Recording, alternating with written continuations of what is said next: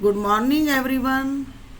बच्चों, मीडिया प्रश्नोत्तर 74 question answer हम डिस्कस कर चुके हैं, तो कंटिन्यू करते हैं आगे के क्वेश्चन है, विज्ञान के क्षेत्र में काम कर रही भारत की 5 संस्थाओं के नाम लिखिए।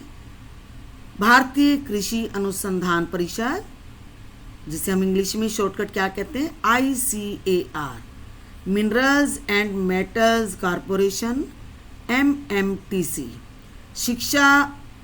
रक्षा अनुसंधान एवं विकास संगठन, DRDO। National research development corporation, NRDC। केंद्रीय इलेक्ट्रॉनिक्स लिमिटेड, CEL। पर्यावरण पर छपने वाली पत्रिकाओं के नाम बताइए। पर्यावरण abstract, enviro news, down to earth, zoo print, संकुश्री, नेशनल ज्योग्राफी। नेक्स्ट क्वेश्चन, व्यावसायिक शिक्षा के 10 विभिन्न संस्थाओं के नाम लिखें। भारतीय प्रौद्योगिकी संस्थान, भारतीय प्रबंधन संस्थान, भारतीय विज्ञान संस्थान, भारतीय सूचना प्रौद्योगिकी एवं प्रबंधन संस्थान, भारतीय सूचना प्रौद्योगिकी संस्थान, राष्ट्रीय प्रौद्योगिकी संस्थान, मणिपाल इंस्टीट्यूट ऑफ टेक्नोलॉजी, राष्ट्रीय फैशन टेक्नोलॉजी संस्थान, राष्ट्रीय डिफेंस अकादमी, अखिल भारतीय आयुर्वेद संस्थान।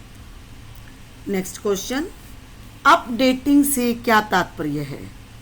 विभिन्न वेबसाइटों पर उपलब्ध सामग्री को समय समय पर संशोधित और परिवर्धित किया जाता है, इसे ही अपडेटिंग कहते हैं। ऑडियंस किसे कहते हैं? जनसंचार माध्यमों के साथ जुड़ा एक विशेष शब्द। यह जनसंचार माध्यमों के दर्शकों, श्रोताओं और पाठकों के लिए सामूहिक रूप से इस्तेमाल होने वाला शब्द है। क्या? ऑडियंस।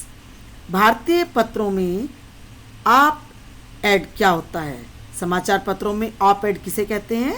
समाचार पत्रों में संपादकीय पृष्ठ के सामने प्रकाशित होने वाला यह पृष्ठ, पन्ना, पेज, जिसमें विश्लेषण, फीचर, स्तंभ, साक्षात्कार और विचारपूर्ण टिप्पणियां प्रकाशित की जाती हैं।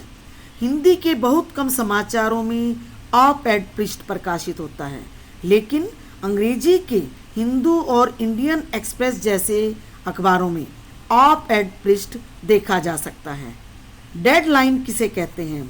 समाचार माध्यमों में किसी समाचार को प्रकाशित या प्रसारित होने के लिए पहुंचने की आखिरी समय सीमा को डेडलाइन कहते हैं। अगर कोई समाचार डेडलाइन निकलने के बाद मिलता है तो आमतौर पर उसके प्रकाशित या प्रसारित होने की संभावना कम हो जाती है। न्यूज़ पैक क्या होता है? न्यूज़ पैक का अर्थ है किसी मुद्दे पर लिखे जा रहे लेख या फीचर में उस ताज़ा घटना का उल्लेख जिसके कारण वह मुद्दा चर्चा में आ गया है। जैसे अगर आप माध्यमिक बोर्ड की परीक्षाओं में सरकारी स्कूलों के बेहतर होने की बात करते हैं, अर्थात सरकारी स्कूलों के बेहतर परिणाम प्रदर्शन पर रिपोर्ट लिखते हैं, तो उसका न्यूज़ पैक CBSE का ताज़ा परीक्षा परिणाम होगा। इसी तरह से महिलाओं के खिलाफ बढ़ रहे अपराध पर फीचर का न्यूज़ पैक सबसे ताज़ी वह घटना होगी जिसमें किसी महिला के खिलाफ अपराध हुआ होता है। नेक्स्ट क्वेश्चन, पीत पत्रकारिता किसे कहते हैं?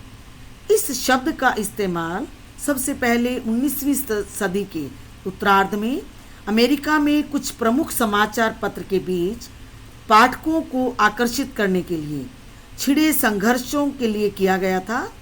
उस समय के प्रमुख समाचारों ने पाठकों को लुभाने के लिए झूठी अफवाहों, व्यक्तिगत आरोप प्रत्यारोपों, प्रेम संबंधों, भंडाफोड़ और फिल्मी गपशप को समाचार की तरह प्रकाशित किया।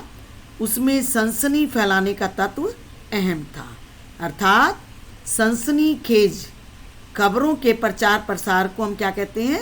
पीत पत्रकारिता। नेक्स्ट क्वेश्चन, पेज 3 पत्रकारिता कैसी पत्रकारिता है?